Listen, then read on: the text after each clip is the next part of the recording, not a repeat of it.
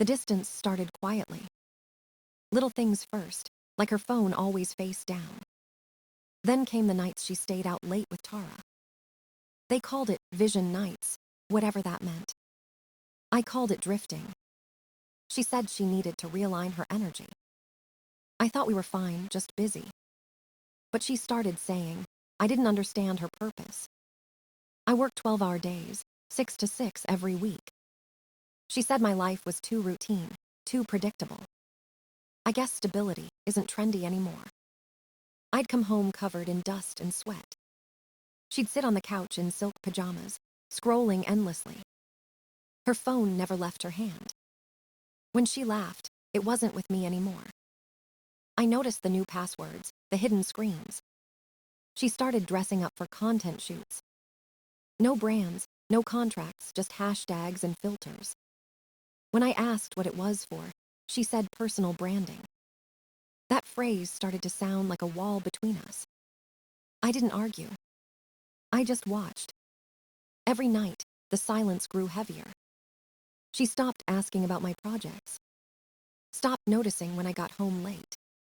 One night, I walked in after 16 hours on site. It was over 100 degrees that day.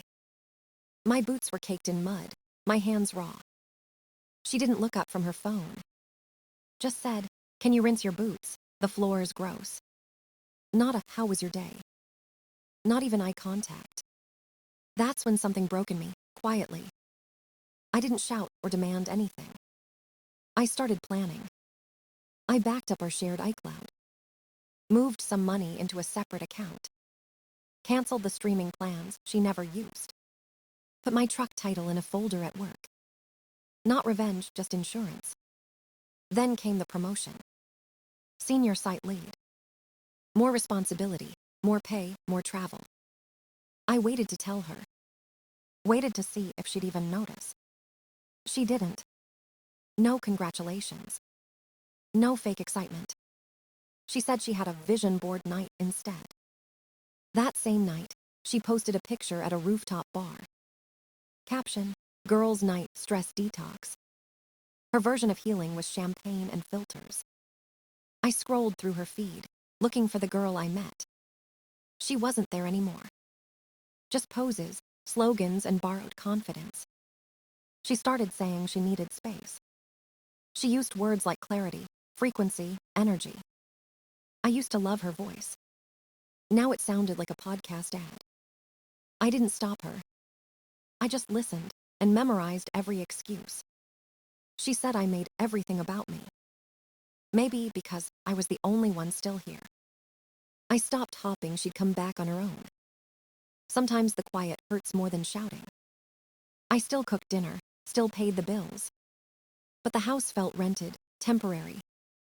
She was already somewhere else, chasing a feeling. And I was just holding what was left. It happened on a Monday night. I came home from a long shift, 12 hours straight. The house smelled like candles and takeout sushi. She sat on the couch, laptop open, face calm. She said, "Ethan, can we talk?" I didn't sit. I just leaned against the wall and waited. She said she needed space to find clarity. That word again, clarity. She said she wanted a short break, nothing permanent. She said her cousin invited her to Miami for a few days. I asked if this was a trip or a test. She said it was healing, not running away. But her bags were already packed. Flights booked before the talk even happened. It wasn't a conversation.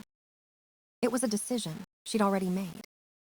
She said, "This trip isn't about you, it's about my mental health." Right.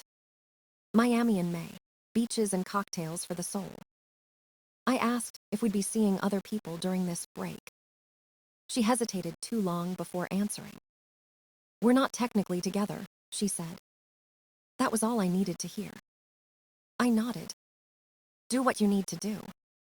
She looked confused, like she expected a fight. But I was past fighting. Wednesday morning, she rolled her suitcase out the door. No hug, no kiss, just silence. At 11:08 a.m., she posted a story. Resetting, recharging, realigning. New sunglasses, new swimsuit, new version of herself. I watched it on mute. The first comment came from Tara. Glow up season. By Thursday, the lies began to show. Beach selfies, poolside drinks, soft captions about healing. But in the corner of one photo, I saw him. Derek. The same ex she once called a mistake. The same man she swore meant nothing. He was there, smiling behind her in every frame. Not tagged, but obvious. I didn't message her. I didn't confront her. I just watched her perform her own downfall. That Friday, my phone buzzed. A text from Maya, her friend. She said, I heard about the break, you doing okay? I said, I'm fine. She said, you just got promoted, you should celebrate. I didn't expect kindness, especially from her. We went out for dinner that night. No cameras, no filters, just steak and silence. Maya was sharp, honest, nothing like Lena had become. She told me Lena had been texting Derek for months. That this trip wasn't about healing, it was about him. She said she hated watching me be treated like an option. I didn't react. I just listened. When we left, she kissed me. Soft, real, not planned. I didn't stop her. For the first time in months, I felt seen. Meanwhile, Lena kept posting from Miami. Sunsets, yachts, captions about peace. Peace built on lies. I didn't need to expose her yet. Because people like her always reveal themselves. All you have to do is wait. Friday afternoon, 3:07 p.m. the door unlocked. She still had a key. I was working from home, blueprints open, coffee half cold. Lena walked in like nothing happened. Baby, I'm back, she said, smiling wide. No apology, no shame, just confidence. Miami was incredible. I feel like a new person. I didn't stand up. I just looked at her calm. She leaned in for a kiss. I turned my head away. What's wrong? She asked, frowning. We're still on a break, I said. She laughed like I was joking. Yeah, but I'm home now, break, over. Is it? I asked. Confusion crossed her face. Then, from the bedroom, Maya walked out. Hair tied, barefoot, wearing my shirt. She didn't smile or gloat. Just said, hey Lena, how was Miami? The color drained from Lena's face. Her mouth opened, but no sound came out. You, she whispered. You slept with my best friend. Maya stepped forward. We were on a break, remember? Silence filled the room like a bomb waiting to explode. Lena turned red, then pale, then red again. You two are disgusting, she shouted. I stood up slowly. You went to Miami to heal with your ex, I said. I spent time with someone who didn't lie to me. She started crying, messy and loud. You did this to get back at me. No, I said. I did this because I was done pretending. She screamed about betrayal, loyalty, love. Words that meant nothing now. I stayed calm. I didn't move on, I said. You left. She threw her hands in the air. 3 years down the drain for a rebound. I looked her in the eyes. No, 3 years down the drain for a liar. She grabbed her suitcase again, shoving clothes inside. I'm staying with Tara, she yelled. Good, I said. I'll box up the rest. The door slammed so hard the walls shook. An hour later, the text started. You heartless bastard. I made one mistake. We can fix this. I hate you. I love you. I didn't reply. By morning, she was posting quotes online. When people show you who they are, believe them. Her followers commented with sympathy. But I wasn't the villain. Not this time. The truth was already catching up. Because while she played the victim online, people remembered her Miami posts. The man in her photos. The captions about healing. It all connected. Maya posted one picture that said everything.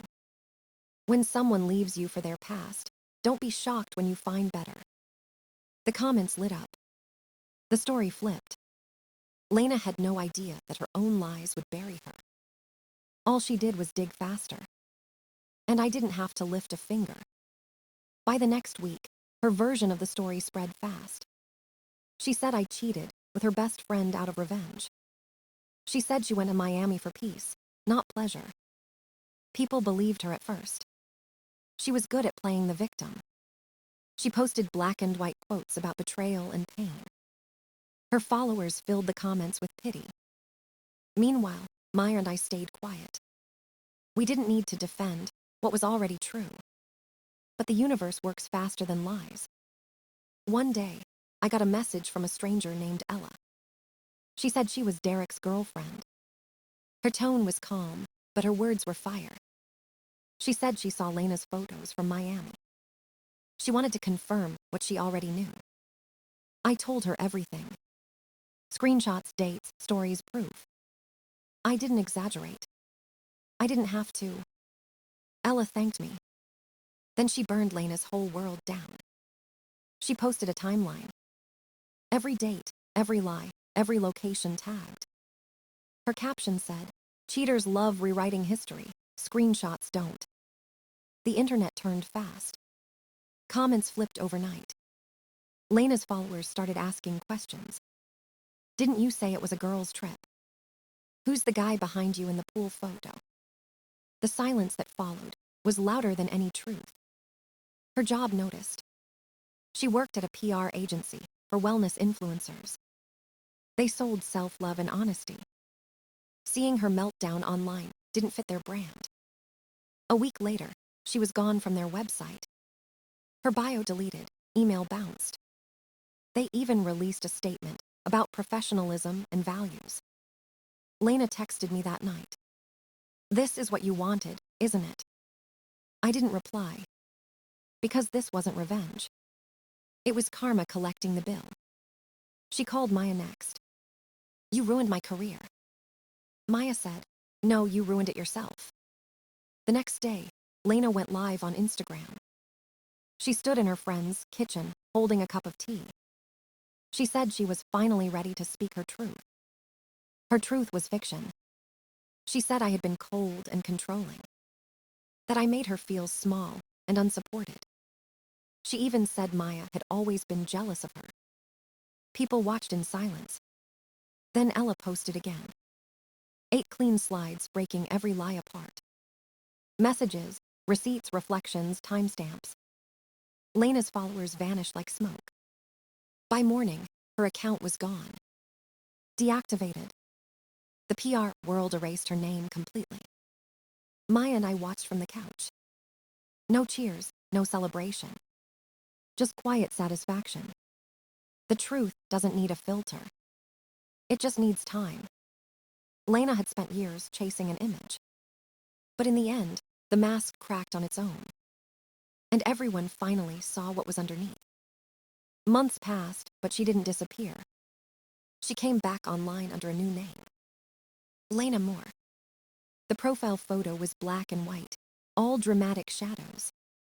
Her bio said, "Helping women heal from toxic love." A coach, apparently. She was selling courses on reclaiming your light. $50 a session, hosted on Zoom. It would have been funny if it wasn't so sad. She built her brand on the same lies that ruined her. Videos of her crying softly about manipulation and pain. Stories about a man who broke her spirit. She called me E in every story, like I was Voldemort. But the timeline didn't lie. Screenshots still existed. Maya saw it first and sent me the link. "She's really out here profiting off this," Maya said. I told her to wait. We needed patience, not rage. 2 weeks later, Lena launched her first class. Rebuilding after narcissistic abuse. She smiled through every sentence like a preacher. 5 women watched from muted screens. Maya joined, using a fake name, and recorded everything. Lena told them she had been cheated on by her fiancé. That he used her trust to destroy her. She said her best friend stole her partner as revenge. I almost laughed, but it wasn't funny anymore. It was delusion polished into business. When the session ended, we sent the recording to the platforms. We attached screenshots from Miami. Her captions, her posts, her own words. Within 48 hours, her accounts were flagged. The GoFundMe page was reported and shut down. Her Venmo frozen for suspicious activity. Her fake coaching brand vanished from search results. No hacking, no lies. Just truth with receipts. The silence that followed was absolute. Then came the flowers. White roses left on my doorstep with a note. I forgive you. I hope you forgive me too. Forgive her for what? For lying, for blaming, for rewriting history. I threw them away. That same day, she called my mother. Told her I was being manipulated by Maya. That I was unstable, confused, broken. My mom asked if it was true. I told her Lena flew to Miami to cheat. The line went quiet. She never called back. By Monday, Lena switched from guilt to war. She emailed Maya's hospital claiming ethical concerns. Tried to get her fired. The supervisor laughed and ignored it. Then she sent a fake complaint to my job. Said I was aggressive, unprofessional, unstable. My boss called me in, half smiling. We figured it was noise, he said. Just document everything. So I did. Lena kept spiraling, burning every bridge she touched. Her reputation couldn't be saved anymore. Every time she tried to rebuild the lie, someone posted the truth again. It was like watching a fire eat itself. And this time, I didn't need to move a single match. It was almost a year before I saw her again. I was leaving a hardware store, hands full of brackets and screws. The parking lot shimmered in the afternoon heat. Then I saw her car. A white Honda with a cracked bumper and fatting paint. She was sitting inside, staring straight at me. When I met her eyes, she stepped out. No makeup, hoodie wrinkled, shoes dirty. Her voice trembled. Ethan, can we talk? I stood still, keys in hand. About what? I asked. She said she needed closure. That she just wanted me to listen. Her hands were shaking as she spoke. I know I messed up, she said. I lost everything. My job, my friends, my name. I didn't respond. She looked desperate, like someone chasing a shadow. You didn't have to destroy my life. I didn't, I said. You did that all by yourself. Her lips quivered. You sent people after me. No, I said. I just told the truth. The truth did the rest. She looked at the ground. Tears dropped onto the asphalt. I was scared, she whispered. No, I said quietly. You were selfish. She tried again. Do you still love her? It took me a second to realize she meant Maya. She didn't steal me, I said. She just showed up when you didn't. She covered her face, sobbing. I lost everything because I wanted to feel alive. Congratulations, I said. Now you finally feel it. I turned to leave. Her voice cracked behind me. Please, Ethan, don't walk away. I didn't look back. Because there was nothing left to save. A few weeks later, I heard the final piece. Ella sent me a message. Lena had been using fake accounts to spy on her. Emails, fake registrations, stalker-level obsession. Ella's lawyer drafted a cease and desist. Certified mail, real signature. Lena ignored it, like she ignored every warning in her life. So the lawyer sent a copy to her mother's house. That's when the calls started again. Blocked numbers, crying voicemails, endless apologies. You won, Ethan. You got everything, just leave me alone. I never replied. But the next day, Maya posted something simple.